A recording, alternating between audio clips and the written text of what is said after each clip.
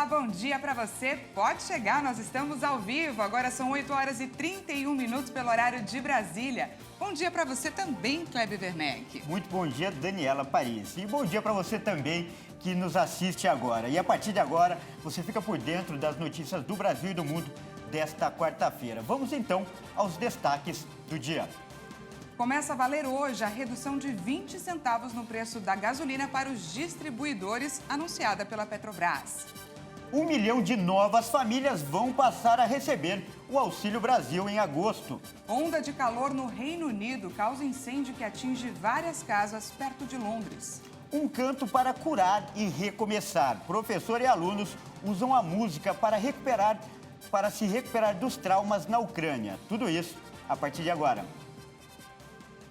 Tem notícia boa para o bolso do brasileiro. A Petrobras anunciou o preço médio da venda da gasolina nas refinarias em quase 5%, uma redução.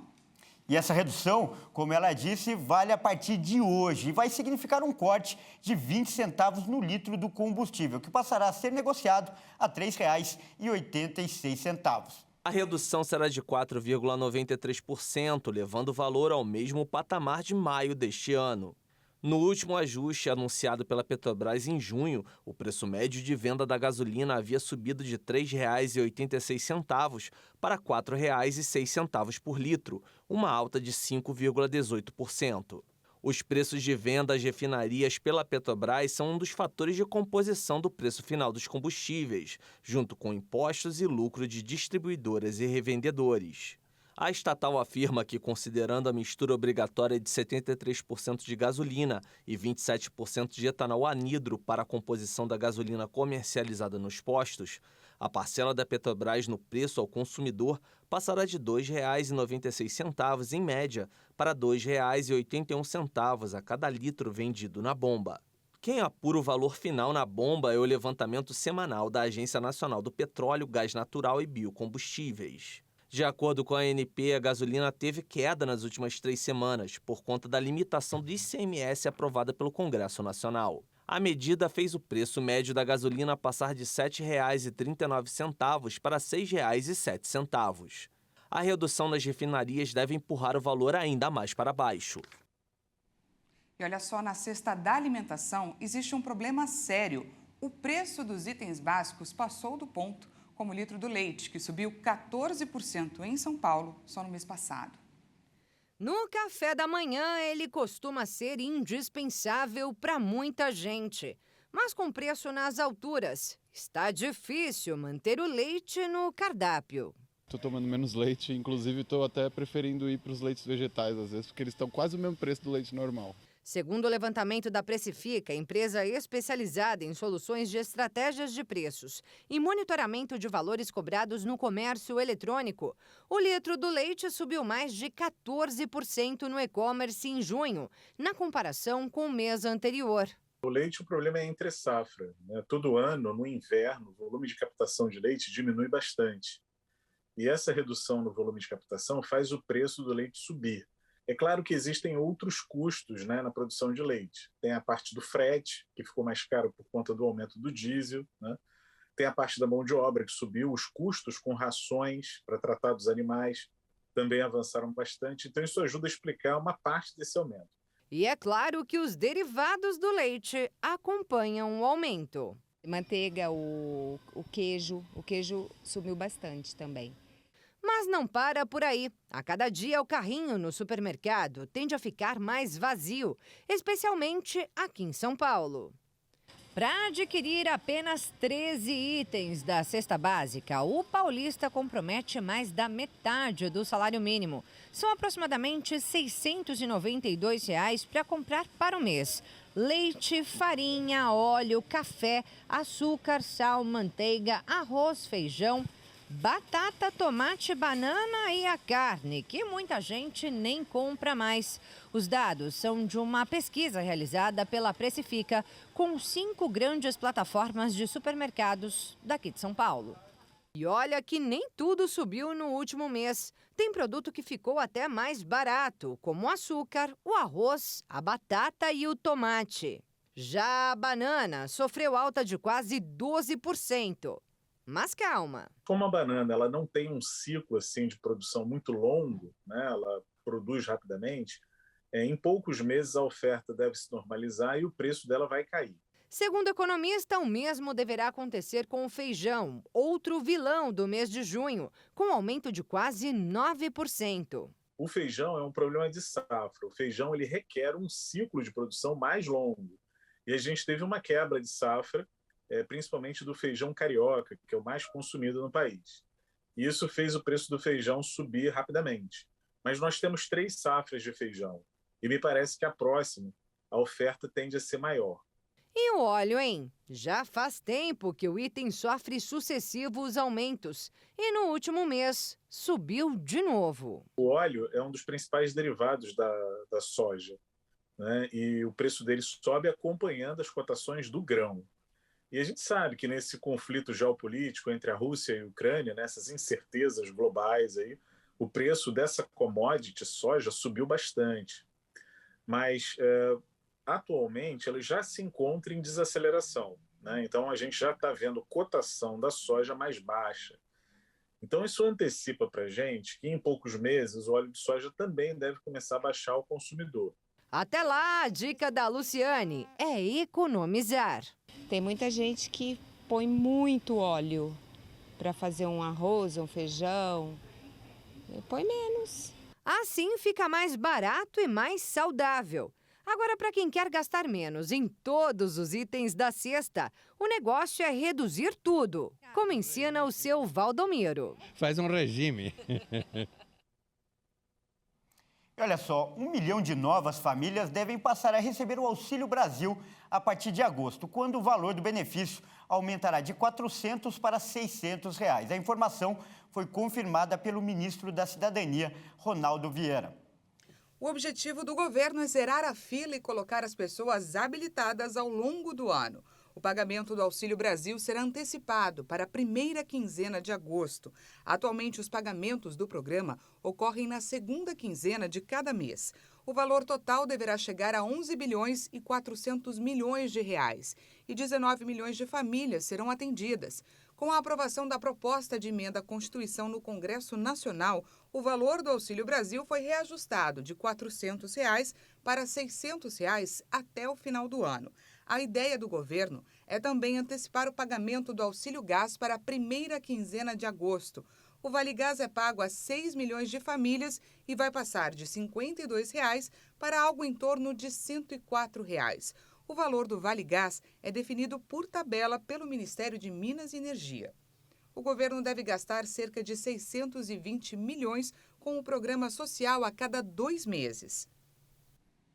O dia começa com muitas notícias de economia, como a gente acabou de ver. E para explicar melhor esses assuntos e os impactos que eles terão na sua vida, nós vamos conversar agora com um especialista no assunto, o economista César Bergo. É isso mesmo. Primeiro a gente deseja muito bom dia para o César e agradece por ele participar aí do nosso jornal. E a gente já começa fazendo essa primeira pergunta. A gente acabou de ver aí que a notícia do dia é a redução do preço da gasolina. E a gente quer saber qual deve ser o impacto, já que essa redução não é, em princípio, para o consumidor final, mas sim para as distribuidoras. Então, qual deve ser o impacto na bomba e quando isso deve acontecer? Bom dia, Daniela. Bom dia, Kleber. É um prazer estar com vocês aí. Olha, normalmente depende da rotatividade dos estoques dos postos de gasolina. No caso, demora em torno de 3 a 5 dias para que esse preço possa realmente vir no posto e o consumidor se beneficiar dele. Então, calculamos que nesse final de semana já teremos o combustível mais barato nos postos de gasolina, Kleber. E a gente viu também agora há pouco, César, o aumento dos preços na cesta básica. Qual o impacto que a redução nos combustíveis deve ter no preço dos alimentos? Olha, na realidade, o que mexe é a expectativa, né? A expectativa tanto do empresário como do consumidor. Você baixando o preço do combustível, ele está na base da cadeia produtiva. Então, isso acaba impactando os preços também nos supermercados, no atacado. Então, acreditamos que isso vai acontecer. Obviamente, muitas máquinas, muitas empresas são movidas pelos combustíveis, né? Então, acreditamos nós que nos próximos dias vai ter um impacto positivo nos preços. Agora, lembrando sempre que nós estamos entrando na safra de muitos produtos, inclusive o leite, como foi mencionado, né? Então, vai baixar o preço, sim, e a tendência é que fique mais acessível à população esses produtos.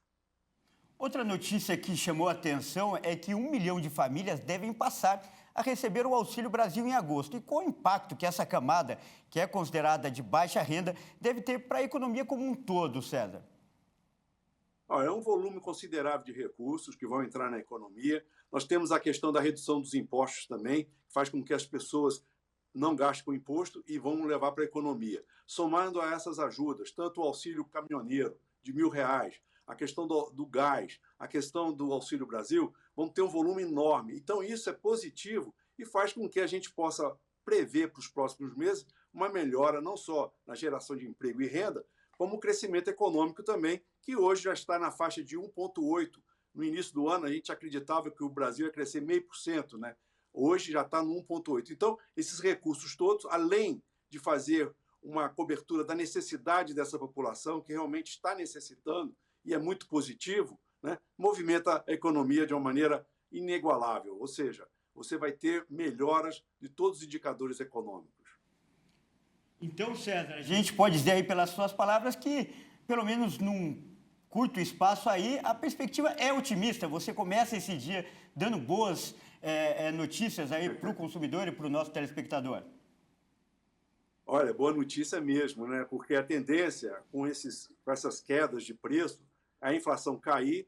Obviamente, o Banco Central vai praticar uma política de juros agora tendendo a cair, embora ele esteja com muito cuidado, né? E você tem uma melhoria geral, não só na questão dos empregos e de renda. Esse final de ano, esse segundo semestre, promete muito para deixar uma tranquilidade para os consumidores, sobretudo os orçamentos familiares. Agradecem, né, Kleber? Legal. Bom, a gente conversou com o economista César Bergo. Mais uma vez, muito obrigado pela participação, César. Estou à disposição e um grande abraço e um bom programa para vocês. E veja a seguir, incêndio atinge várias casas perto de Londres. E você vai ver também, uma professora e um grupo de alunos ucranianos usam a música para curar os traumas da guerra e ajudar a reconstruir uma cidade destruída pelos ataques russos. Nós voltamos daqui a pouco.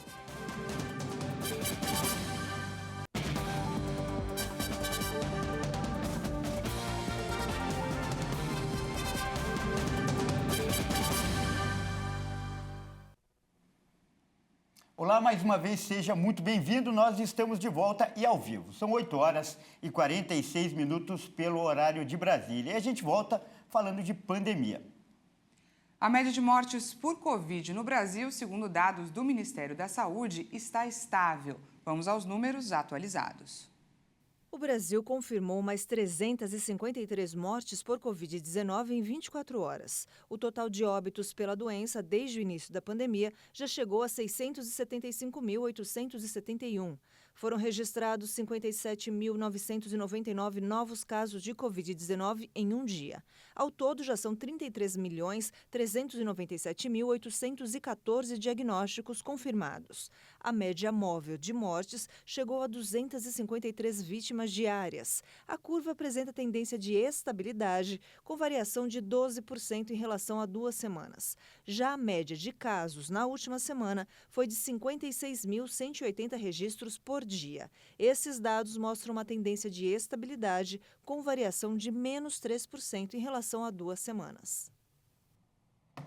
E vamos falar agora da vacinação contra a Covid, já que o Brasil tem mais de 462.688.000 doses aplicadas. Vamos entender melhor o avanço olhando o nosso vacinômetro. Os dados são do Ministério da Saúde e das Secretarias Estaduais de Saúde. E, de acordo com esses dados oficiais, a primeira dose já foi aplicada em 84,26% da população. Já a segunda dose em 79,62% dos brasileiros. E a primeira dose de reforço em 53,02% das pessoas. A cidade de São Paulo começa hoje a vacinar com doses da Coronavac crianças de 3 a 5 anos com comorbidades. E mudando de assunto, começa hoje o período para os partidos políticos realizarem suas convenções e definirem os candidatos para as próximas eleições.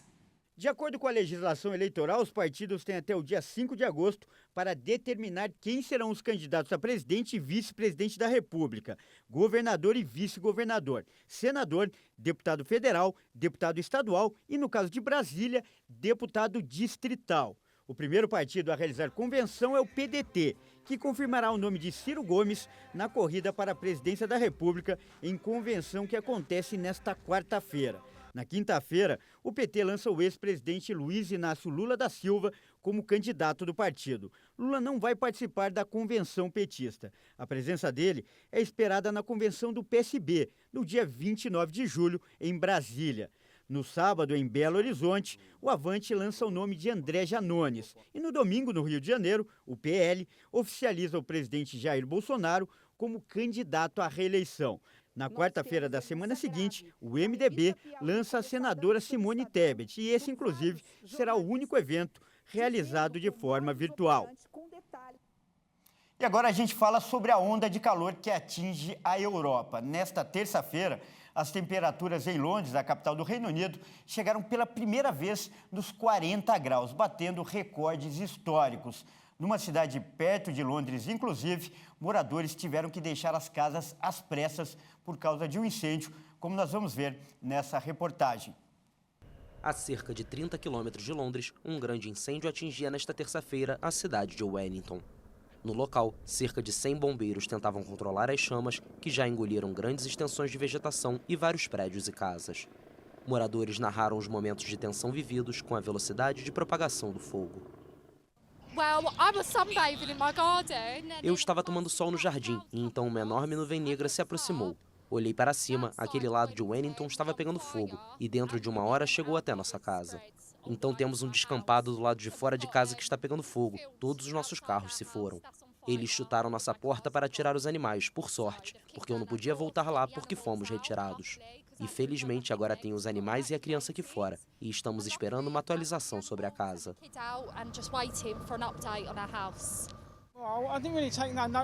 Eu realmente não tomei conhecimento de que isso fosse ser dessa magnitude, sabe?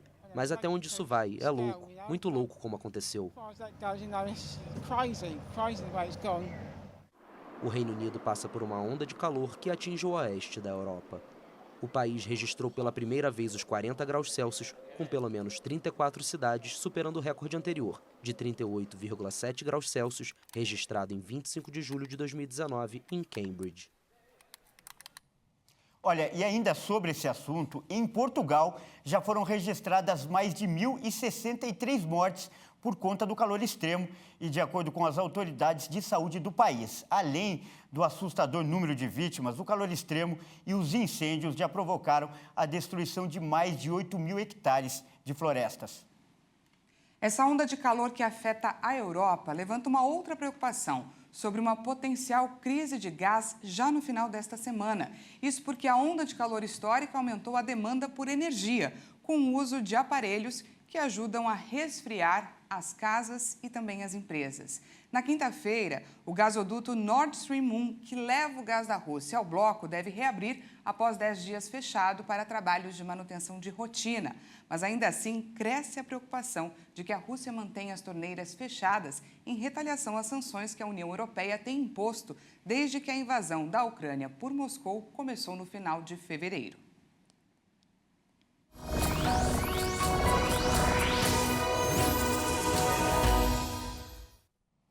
E vamos falar agora do tempo. O Instituto Nacional de Meteorologia emitiu alertas de chuvas volumosas para os próximos dias, principalmente entre as regiões norte e nordeste. Em alguns municípios, apesar das altas temperaturas, já começou a chover. Vamos conferir as máximas e as mínimas em algumas cidades do país. Aqui em São Paulo, o dia vai continuar quente, com máxima prevista de 24 graus. Apesar do acúmulo de nuvens durante o dia, não há previsão de chuva para a capital paulista. Já em Caruaru, em Pernambuco, o tempo vai ficar instável. A máxima para a cidade é de 27 graus. mas há previsão de chuva moderada a qualquer hora do dia. E para finalizar, em Joinville, Santa Catarina, a máxima prevista é de 21 graus. O sol vai aparecer entre muitas nuvens por lá, mas sem previsão de chuva para hoje. Durante muito tempo, o som ouvido em Borodianka, cidade da Ucrânia, foi o das explosões dos ataques russos. Em seguida, esse barulho ensurdecedor deu lugar a um silêncio fúnebre das mortes e da destruição. Mas agora, uma doce melodia embala a cura e a reconstrução do local. Isso mesmo, Dani. E essa música vem de uma professora e um grupo de alunos. No auge dos ataques russos, eles tiveram que fugir da cidade, mas agora voltaram e decidiram usar o talento musical para curar as feridas da guerra e ajudar a reconstruir o lugar onde moram. Cantar para se curar em meio às ruínas. A 1 hora de carro de Kiev, Borodianka tinha 14 mil habitantes antes da invasão russa. Hoje, a região carrega as profundas cicatrizes da tentativa fracassada de Moscou de tomar a capital ucraniana. A professora de piano Oksana Shevchenko dá aulas de música para crianças que retornaram após a libertação da cidade no começo de abril.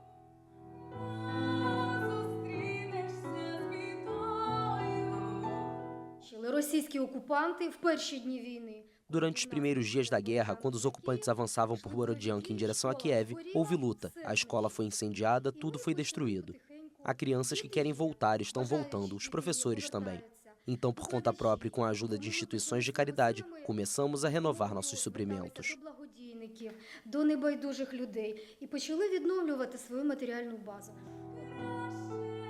A professora diz que a escola de música tinha 160 alunos antes da guerra.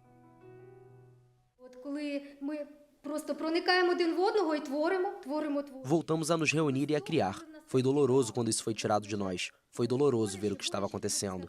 Quando você perde sua profissão favorita e as crianças suas atividades favoritas, é estressante. É uma grande sensação de opressão.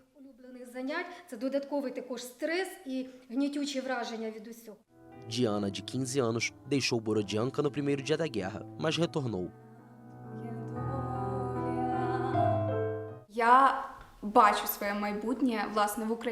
Vejo meu futuro na Ucrânia. Talvez não em Borodianka, mas com certeza na Ucrânia. Antes me perguntava se deveria ir para o exterior para trabalhar ou estudar. Agora tenho certeza de que quero meu futuro e educação aqui na Ucrânia. Quero encontrar um emprego e viver aqui.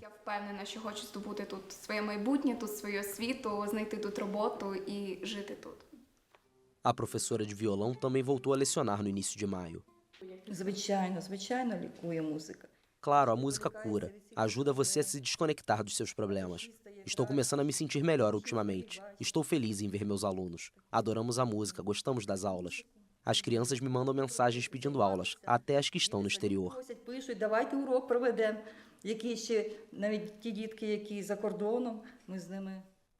Mais de 150 pessoas foram mortas em Borodianka durante a ofensiva russa, incluindo 8 crianças.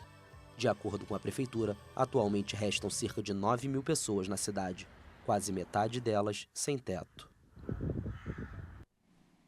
Dani, a guerra já destruiu muita coisa na Rússia, mas não conseguiu destruir o poder da arte, que cura e ajuda a reconstruir. Pois é, é muito lindo ver esse brilho no olhar de cada um deles nessa matéria, né? E que a partir de agora esse seja o único som a ser ouvido. Essa edição fica por aqui. Mais uma vez, muito obrigado pela sua companhia e às 10 horas eu volto com mais notícias para você. E eu volto às 11, não perca. Te espero. Até mais. Até mais.